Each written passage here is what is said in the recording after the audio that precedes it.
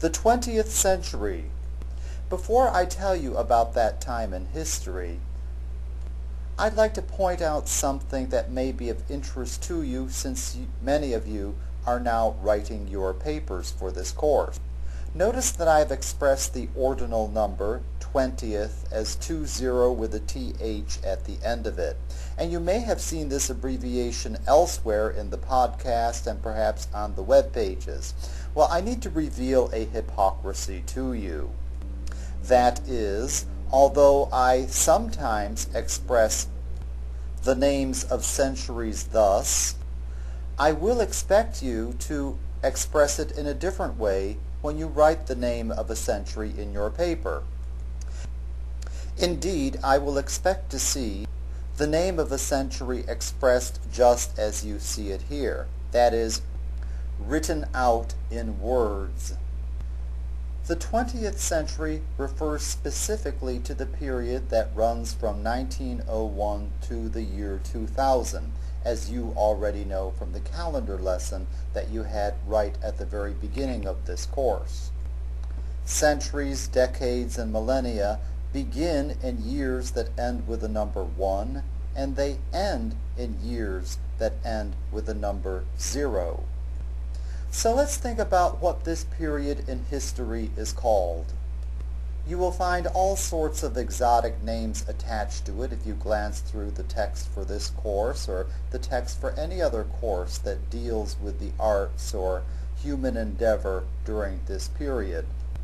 There is one thing that we can be certain about, and that is that the title of this era is not the modern era.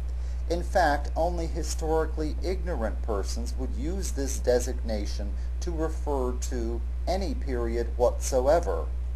For if you read the writings of people from the past, whether from ancient Greece or Rome, from the Middle Ages, from the Renaissance, from the Baroque era, from the Neoclassical era, etc., you will find that every single one of them refers to their period in history as modern times.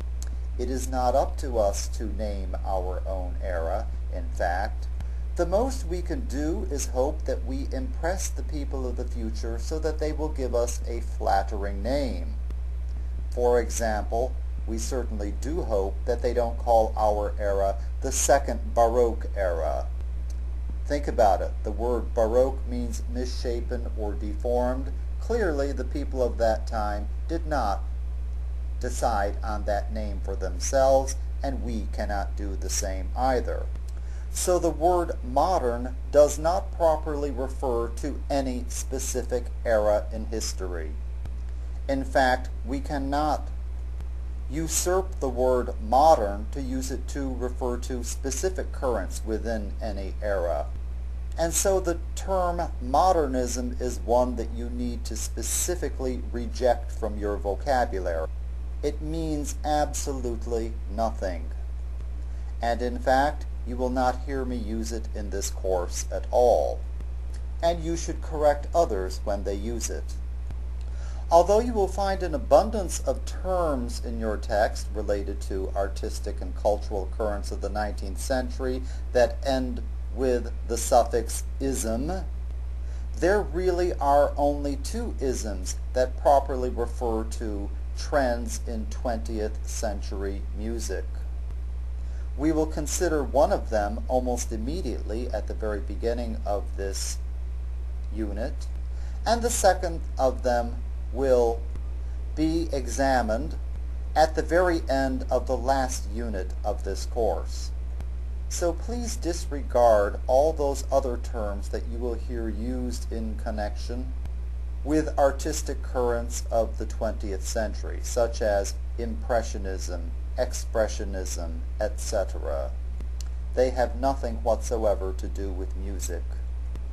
The 20th century, and that is the proper way to refer to this period in history, the 20th century, has as its defining moment not the conflict that you hear about in so many television documentaries these days, World War II, but rather it has as its defining moment World War I. And if I had the time to do so, It would in fact take an entire course to do this, or to do it justice. You would see that the 20th century, as we construe it historically and in terms of artistic currents, began not with a change of a calendar at the beginning of the year 1901, but rather with the beginning of this important event, one that began almost a decade and a half later. So this is really where the 20th century begins for us in this course, or just shortly before it. One of the consequences of this conflict was that it brought an end to the old system of arts patronage, one in which there was a widespread support of the arts that proceeded directly from a patron to an artist. The courts and the churches of the old days, and the wealthy and powerful people at their heads, as well as wealthy individuals who had the means to do so, no longer supported artists, musicians, etc. as they had in the past. And what happens during the 20th century is that people of means began to channel their funds into institutions that were set up to promote the arts in one way or another, like, let's say, museums, universities, etc. And some of the most significant supporters of the arts in the past, those wealthy titled persons who had their own courts, basically went into hiding after World War I, and many of them could no longer afford to support the arts and artists as they had done in the past. The same happened with churches on the other side of the Atlantic. Artists, musicians, etc., therefore, had to find other means of support and new forms of patronage. Although these circumstances were unfortunate for the growth and the cultivation of the arts on the other side of the Atlantic, they proved to be beneficial to us on this side of the Atlantic. Indeed, as you will see in this unit, there was a gradual shift in the center of art music from Europe.